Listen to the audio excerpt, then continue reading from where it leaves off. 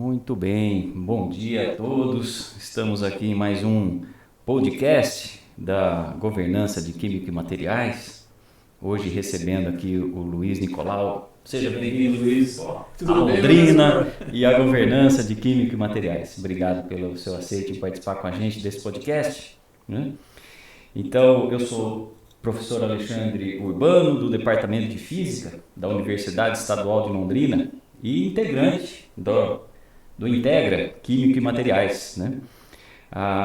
Cuja missão do Integra, Luiz, é promover a integração e fomentar negócios de inovação que gerem valor para todos os agentes do ecossistema de química e materiais, Londrina, região, Paraná, né? Vou contar um pouco para você, Luiz, e para os nossos ouvintes, o que é o setor de químico e materiais na região de Londrina. Então, o setor de química e de materiais é extremamente importante para a economia da região metropolitana de Londrina. Ele é um dos 5 setores estratégicos para a inovação na região, que inclui cidades como Arapongas, Bela Vista do Paraíso, Cambé, Ibiporã, Jataizinho, Rolândia e Sertanópolis. Esse setor está presente em praticamente tudo que é produzido e consumido no Brasil, abrangendo áreas como energia, que é o nosso assunto de hoje, medicamentos, alimentos, construção civil e diversas indústrias. Então, é um tema transversal, né? Na região metropolitana de Londrina, olha esse número, Luiz, existem 527 empresas atuando nesse setor de química e materiais. E de acordo com os dados da RAIS de 2022. Essas empresas empregam cerca de 8 mil pessoas diretamente e geram um valor adicional fiscal anual de 1,3 bilhões para a região, né? Então, veja a importância desse setor para a sociedade regional de Londrina. E hoje nós vamos falar sobre o futuro do setor de energia. Para isso, temos então o Luiz como nosso convidado. Luiz, é um prazer tê-lo conosco, né? Muito obrigado pelo aceite de participar desse podcast, de trazer aí ao nosso conhecimento, né, as experiências que você tem como empresário do setor, né? Então, por favor, diga para nós quem é o Luiz. Primeiramente, agradecer a oportunidade, professor Alexandre, a Integra Chemicast também, ao Sebrae, né, pelo convite. Enfim, sou empresário, tenho a empresa Green já fazem 3 décadas, né? Nós nascemos originalmente como uma empresa que desenvolve tecnologia assistiva, tendo desenvolvido a primeira linha de cadeiras de rodas leve portátil com baterias de lítio do planeta. E foi justamente desenvolvendo tecnologia para essa bateria ser extremamente segura e durável para a linha de cadeiras de rodas que a gente acabou ampliando e se envolvendo cada vez mais na pesquisa e desenvolvimento tecnológico relacionado às células de lítio e baterias. Então, só para dar um panorama de que a gente iniciou, na verdade, num setor que utilizava a bateria de lítio, né, cerca de 15 anos atrás, e que nesse período acabou se especializando, né, e criando uma empresa específica, que é a Greenpar, que está situada aqui em Londrina, justamente para ampliar e escalonar esse negócio. E vocês vêm originalmente de Santa Catarina, é o seu QG principal, né, Luiz? Exatamente. E que legal, né? E baterias de lítio e mobilidade tem tudo a ver, né? É a revolução das baterias. O que a bateria de lítio trouxe de revolucionário para, vamos dizer, humanidade, né? Foi isso, né? É a leveza desse sistema de energia, né? E aí você aproveitou esse conceito e adaptou na cadeira, que é o tipo do dispositivo, né, que necessita de leveza, né? Energia com leveza. Então, conta um pouco dessa história desse... Justamente o nosso projeto inicial era, e continua sendo ainda hoje dentro da tecnologia assistiva, o produto líder de mercado, que inclusive passa a ser já exportado para mais de 12 países, são cadeiras de rodas leves, inovadoras, né? E a bateria de lítio fazia total sentido, porque sem ela a gente não conseguiria alcançar de ter uma cadeira então leve, portátil, né, para essa questão de mobilidade, né? Apenas para ilustrar, entrei na verdade nesse segmento de tecnologia assistiva, porque tem 2 irmãs que são cadeirantes, né? Então inicialmente era uma dor pessoal que acabou virando um propósito, que acabou se transformando nisso tudo. Então eu sou muito grato, né, tanto pela a revolução que a gente causou no mercado porque a partir daí o mercado inteiro hoje de cadeira de rodas do mundo ele está se transformando para esse modelo que a gente acabou desenvolvendo, que é uma patente nossa brasileira. Que legal. Nós temos mais de 50 marcas e patentes dentro desse setor. Então, de uma ideia inicial que era para resolver um problema familiar, acabou virando uma grande empresa e um negócio focado agora para energias renováveis, né? Que legal. E eu vi que você tem projetos de integração da cadeira com outros também mecanismos de mobilidade, né? Todos têm lá a bateria como suporte básico, né? Como suporte básico. Mas, se eu não me engano, você chegou a desenvolver um veículo que comporta a bateria e o cadeirante... Conta pra gente desse projeto aí, achei fantástico. É interessante mesmo. Ou seja, a própria cadeira, então, que é a Divinitar, ela é uma cadeira portátil, ela tem acessórios que você transforma ela, eu costumo brincar com essas metáforas, é como se você pudesse transformar ela numa SUV ou até mesmo num veículo fora de estrada. Então você consegue ter isso tudo no porta-mala, montar sem ferramentas e você vai... É uma cadeira praticamente que vai se adaptando à realidade de uso que você vai ter naquele momento. Fora isso, a gente também está desenvolvendo um veículo elétrico que é o Estima, que ele é um veículo que você entra com até 2 cadeiras de rodas dentro, com uma rampa já adaptada, e você consegue pilotar ele tanto pelo volante, né, uma pessoa que não tem deficiência nenhuma, o volante e os pés, ou você pilota ele também pelo joystick, né?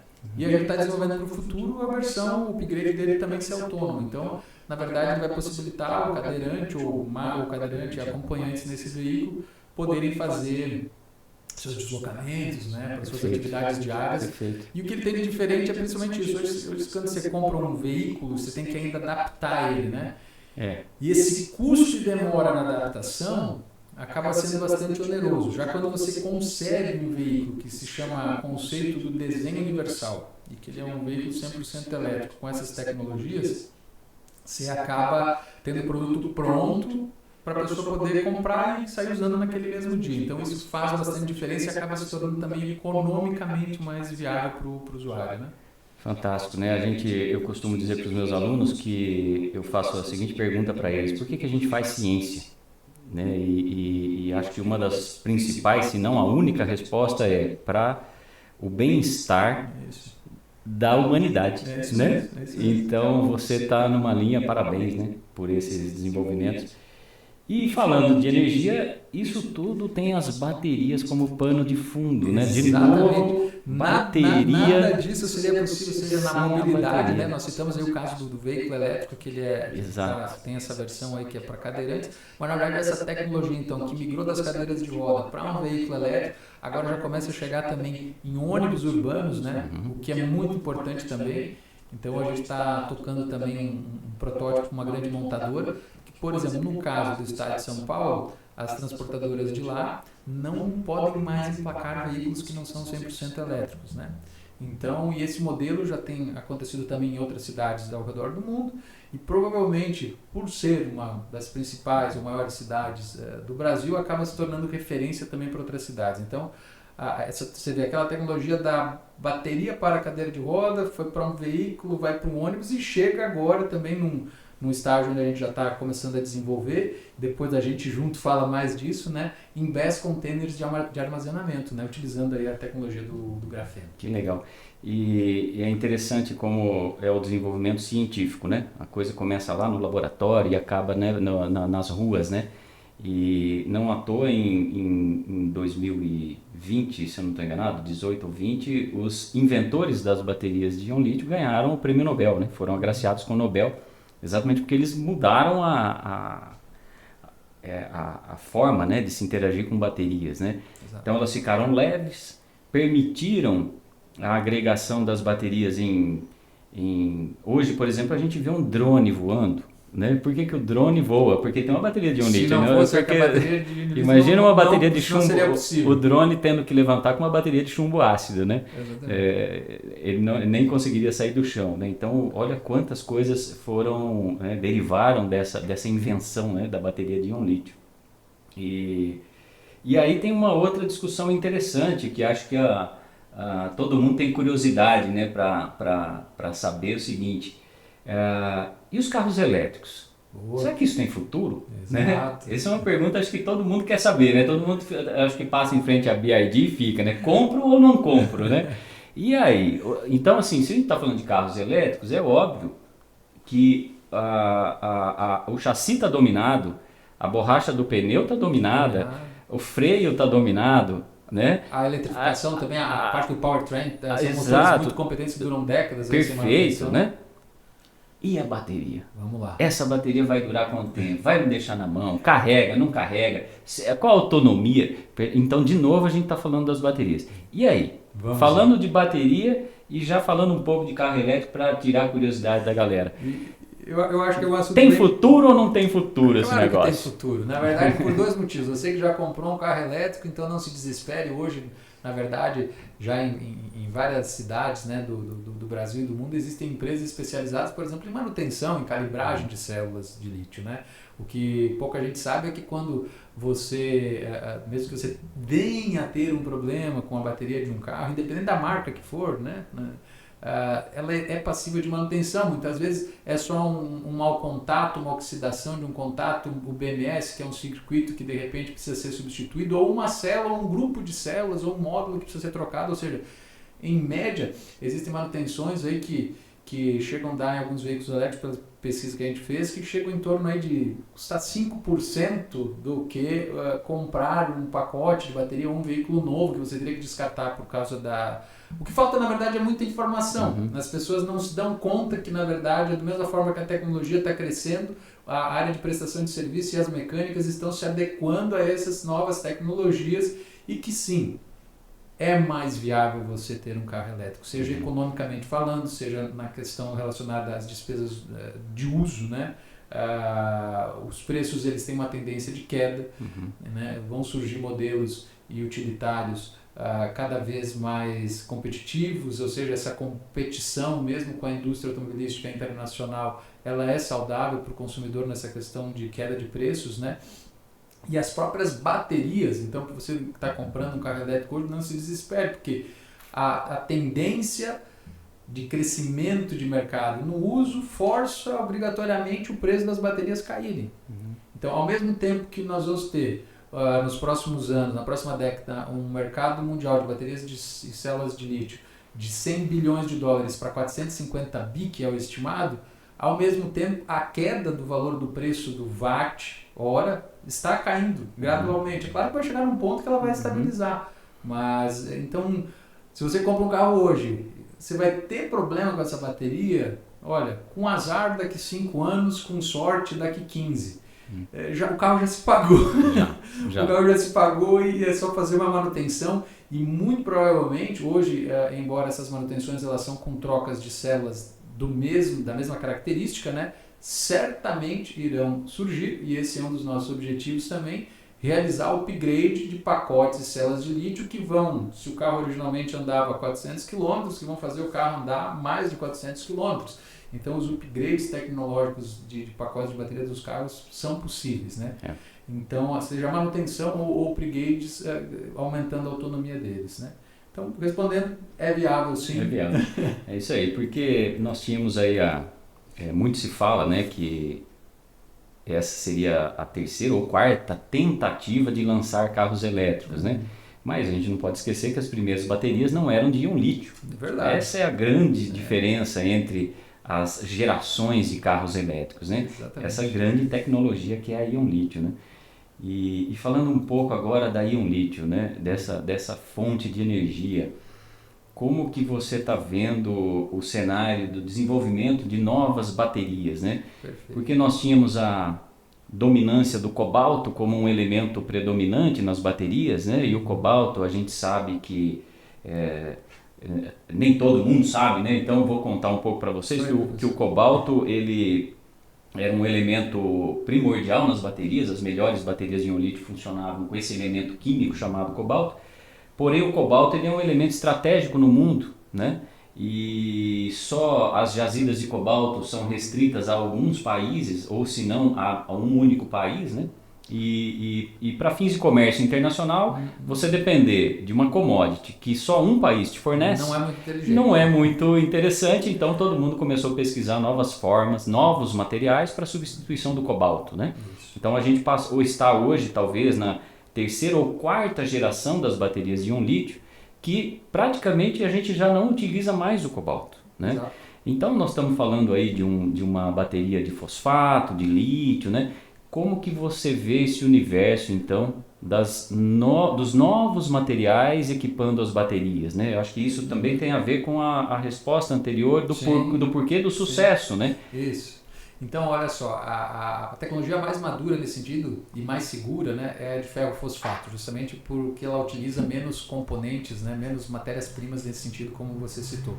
E a nossa pesquisa ela sempre se debruçou sobre tecnologias maduras, validadas, porque a gente tinha essa responsabilidade de utilizar esses materiais de uma forma extremamente segura, que uma coisa é um carro elétrico, ou mesmo um ônibus pegar fogo, né? Agora uma cadeira de rodas você tem que imaginar que chance nenhuma tem de pegar. Mas em resumo, e o que a gente tem trabalhado muito nesses últimos anos é com a utilização do grafeno associado a essas formulações maduras e outras um pouco mais inovadoras, né? Mas a base da nossa pesquisa hoje, que nós temos alcançado muitos resultados positivos, é a utilização do grafeno como um elemento dentro dessa formulação eletroquímica, né? Legal, quer dizer, nós temos no desenvolvimento das baterias, então, a evolução do que a gente chama de eletrodo positivo, do catodo, que saiu da geração cobalto para a geração fosfato, né? O eletrodo negativo, o anodo, continua sendo lá base de carbono, né?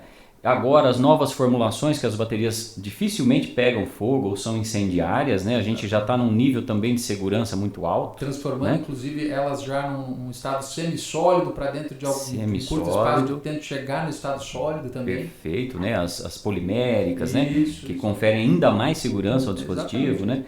E para nós, Luiz, desenvolvermos uma bateria brasileira.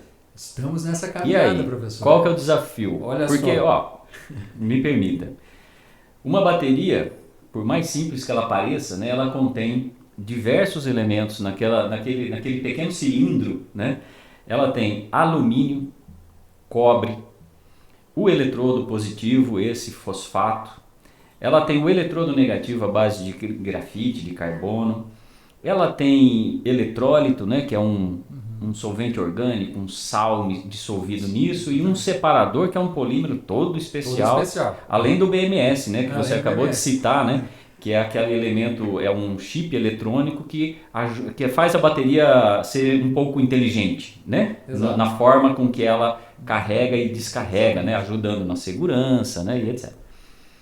E aí, como transformar esses diversos componentes da bateria, que um vem do setor petroquímico, que é o eletrólito, o outro vem do setor de metalurgia, que é o alumínio, o cobre, com uma pureza que eu gostaria que você falasse um pouco também desse nível de material, né? Que não é uma lata de alumínio que eu vou fazer uma lata de cerveja ou de refrigerante, é um outro alumínio, então apesar de ser alumínio, não é bem aquele alumínio. E aí, que universo que nós estamos com relação a nacionalizar uma bateria? Perfeito, é justamente nesse universo e nessa empreitada extremamente complexa em que nós estamos envolvidos que a Grimpar abraçou esse objetivo, né? Que é o quê? Nós montamos, né, o primeiro laboratório, a primeira planta piloto de desenvolvimento já dessas células 100% nacionais. Esse é o nosso investimento, é isso que a gente está trazendo para Londrina, que é justamente colocar aqui, demarcar, fincar a bandeira da primeira fábrica de células de lítio, né, 100% brasileira. E como você comentou, além dessa questão industrial, dessa questão de pesquisa, o que vem antes, que é essa questão de obter de forma mais próxima possível alguns ou a maior parte dos materiais, que são as matérias-primas para se fabricar essas células de lítio, que é o que eu acho um dos principais desafios que a gente vai enfrentar. Porque boa parte deles ainda são importados, né? Por isso que a gente já começa a ter uma visão um pouco mais ampla sobre esse negócio e começa a se debruçar sobre as possibilidades de, através de minérios, e que inclusive são encontrados aqui no estado do Paraná, em regiões próximas aqui a Londrina, participando também não só do processo de fabricação das células, mas sim analisando já a viabilidade de se instalar plantas e processos de purificação para alcançar grafite sintético, né? Por exemplo, em nível grau bateria, porque dele também você consegue produzir o grafeno, que é o que a gente conversou anteriormente. Sim. Eu acho que é uma grande oportunidade para o Brasil, uma grande oportunidade para Londrina, para o Paraná. Nós estamos falando de transição energética, vou relembrar números que são interessantes, né? A gente fala de todo o cenário de muito trabalho para chegar nesse objetivo, de muito investimento. Por outro lado, também a gente tem que lembrar que nós vamos estar participando de um mercado de 400 bilhões de dólares, então isso é uma coisa que colabora tanto para o desenvolvimento econômico, social, geopolítico. É uma iniciativa estratégica para a cidade de Londrina e o governo do Paraná também. Que legal. Isso aí é numa linha de não trabalharmos só com as commodities, né? Transformá-las e transformá-las em ativos, né? Para o país, né? Eu vou te falar que a empreitada de fazer células de lítio nacional, se fosse fácil, alguém já teria feito. E a gente abraçou isso e já está desenvolvendo. Mas essa questão das matérias-primas demanda não só uma iniciativa independente da Greenpar, mas sim uma associação dela com mineradores, com outros grupos de empresas que realmente consigam ter essa visão de longo prazo. Porque, por exemplo, quando a gente fala do carvão, uma geração de energia com ele até 2040, acabou. Perfeito. Ou seja, e do carvão, por exemplo, a gente consegue extrair daí com processos de refino um nível de grafite sintético que é totalmente adequado, por exemplo, para baterias de alta performance. Legal. Diferentemente da grafita, que você também chega num grau de pureza, mas com processos mais caros, mais complexos, né? Mais dificultosos, legal, mas que não chega naquele 99,9% de pureza, chega a 99,5%, que dá para fazer bateria. Legal. Mas daí são baterias que acabam tendo um desempenho talvez não o melhor, vamos dizer assim. Luiz, você está falando de transformar commodities em ativos, e aí a gente pensa em mercado global. Isso. E essas semanas o presidente dos Estados Unidos baixa um tarifaço mundial. Que coisa, hein? Que coisa, hein? Para muitas pessoas vai estar desesperado. Não é? E aí a gente está falando de commodities, de exportação, de importação. A China é o grande objetivo americano e nós temos uma relação com a China muito importante. Verdade. E os chineses dominam as baterias. Certo. Como competir com o mercado chinês? Perfeito. E como que a gente pode encará-los? Perfeito. Digamos assim. Vamos lá. Aí é que tá. Se a gente fosse produzir, se a Greenpar fosse produzir células de lítio similares às chinesas, não haveria sentido. Concorda comigo? Legal. Justamente por isso que a gente trabalha em linhas de pesquisa, né, professor? E uma delas aí a gente tem que te agradecer, que está junto com a UEL, que é o Best Container de grafeno, que acaba sendo bastante disruptivo. Isso ocorre em que sentido? Nós estamos trabalhando em produção de células, enquanto as chinesas aí têm uma vida útil estimada em 8, 10 anos, né? Nós estamos falando de células aí com vida útil para 20 anos, ou seja, com uma certa compatibilidade também com os painéis solares, o que acaba fazendo muito sentido, tanto em termos ecológicos, porque aquele item, aquele pacote, aquele BES vai ficar mais tempo de vida útil em utilização, né? E já fazendo um contraponto aqui com as questões ecológicas, né? Nós estamos desenvolvendo também a questão de células com princípios biomiméticos que facilitam a questão da reciclagem e o reuso de alguns itens. Né? Porque a nossa aplicação do grafeno não se limita simplesmente à questão da formulação eletroquímica.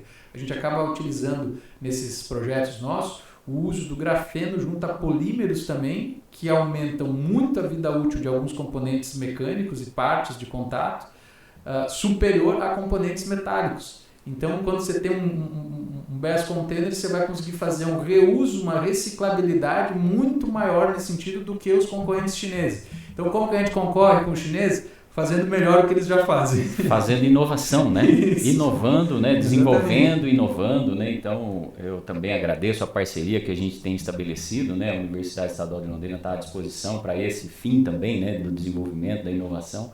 A gente acredita nisso fortemente também, né? E muito bem. E aí, dentro de todos esses seus projetos, né? já parabenizo por todos eles. Ainda tem a estrutura do BES Container, né? Da estrutura modular, né? de construirmos centrais de armazenamento de energia, né? Que pode ser colocadas em vários setores da sociedade, né? E, enfim, mas conta então um pouco para a gente o desenvolvimento desse sistema modular de encaixe, né? Que eu costumo dizer que o Luiz e equipe desenvolveram um Lego de baterias. Exatamente. Posso brincar com esse nome, Luiz? Eu acho que é bastante interessante, né? Para a nossa audiência. Conte-nos sobre o Lego de baterias, Luiz. Vamos lá, pessoal. Normalmente as baterias, né, seja para aplicação de um patinete, de uma bicicleta, de uma moto, de um carro, de um caminhão, são módulos com várias células menores que são soldados, né, adesivados, colados, amarrados, fixados. Ou seja, quando você vai fazer a manutenção daquilo ali, dá uma trabalheira danada. Às vezes você tem um pacote lá que o problema está só numa célula, você vai ficar horas e horas lá fazendo todo aquele desarranjo, desfazendo solda, coisa e tal. Não faz sentido, a gente entende que na questão, inclusive, ecológica, né? Porque você vai gerar, às vezes, um desperdício de material, de horas de serviço desnecessário. O que a gente criou, na verdade, foi um sistema de engate rápido dessas células, onde praticamente sem ferramentas você consegue, e sem todos essas soldas aí que são individualizadas, né? A gente consegue encaixar a célula e quando ela precisa ser a manutenção, o sistema, o software, a inteligência avisa, olha, aquela célula tal já não está te dando o rendimento total e ela pode prejudicar todo aquele pacote. Então ele avisa e simplesmente você vai lá, retira, como você falou do Lego, uma única célula que está com problema e coloca outra. Esse é um grande diferencial dos nossos desenvolvimentos e ele acaba colaborando tanto para o armazenamento solar residencial, o comercial, o industrial, o de subestações, né? Ou seja, na área militar a gente tem desenvolvimento também de uma bateria que ela suporta tiro, fogo, umidade, água, ou seja, que é específica para a área militar também. Ou seja, nós estamos com desenvolvimento bem avançados, tendo uma visão diferente do mercado tradicional chinês. Eu acho que é isso que vai nos levar, é isso que está nos levando ao sucesso.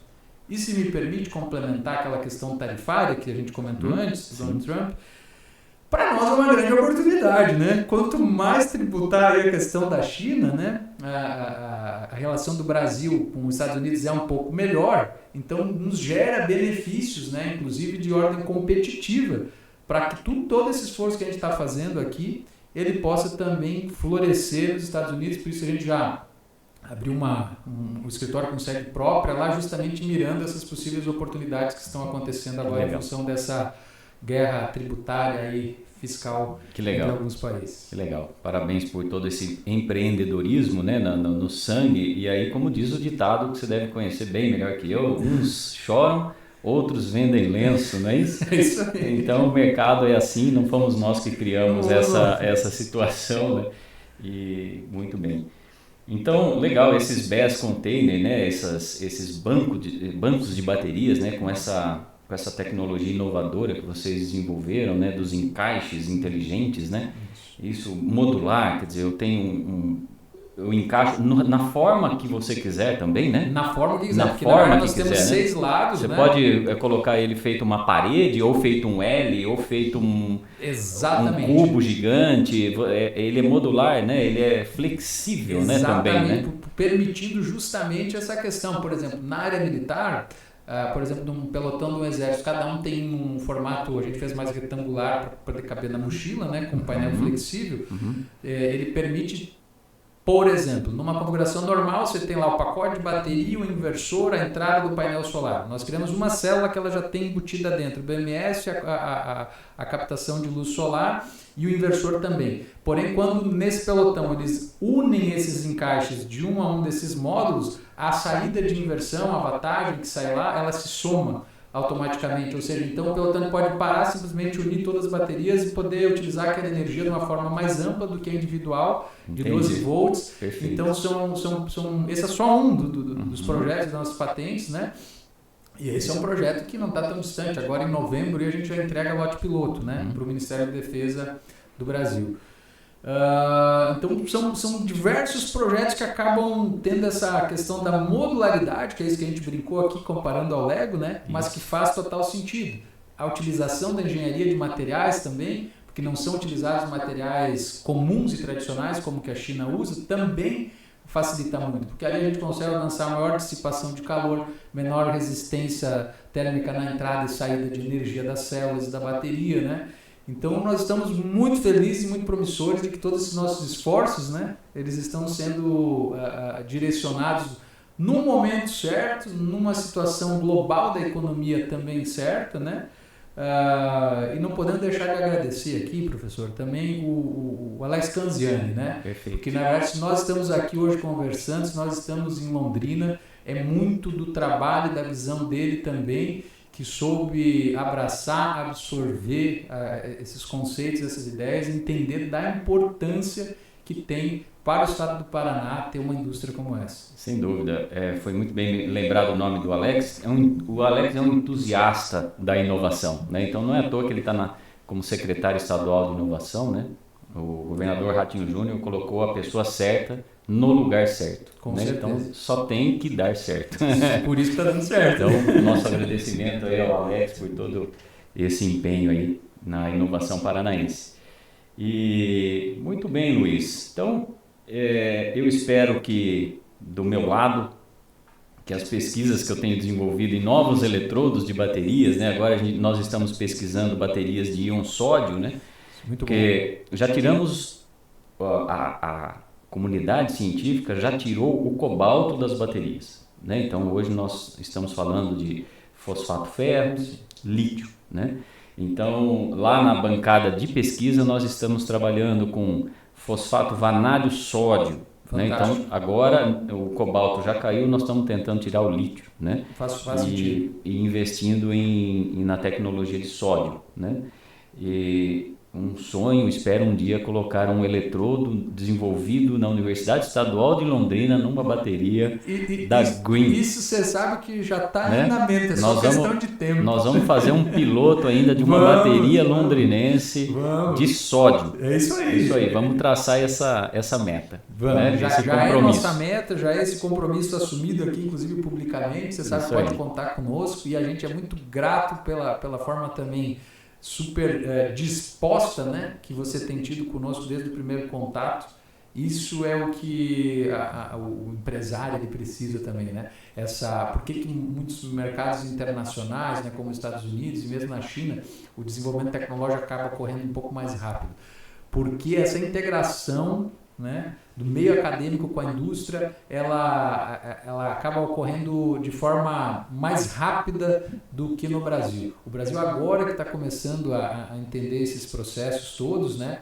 E a maior dificuldade, professor, que tem dentro do meio acadêmico é encontrar pessoas como você que conseguem fazer a leitura da visão empresarial e conseguem fazer esse equilíbrio dos interesses em comum. Então, eu quero também aqui te agradecer por ter essas habilidades, porque isso soma muito para a gente, nos deixa muito feliz.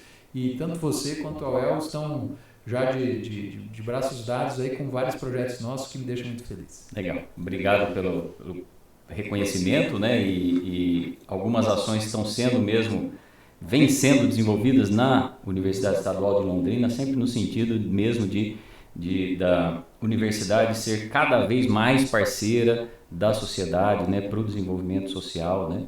E então agradeço aí pelo reconhecimento e o nosso papel. Beleza? Gratidão. Ok.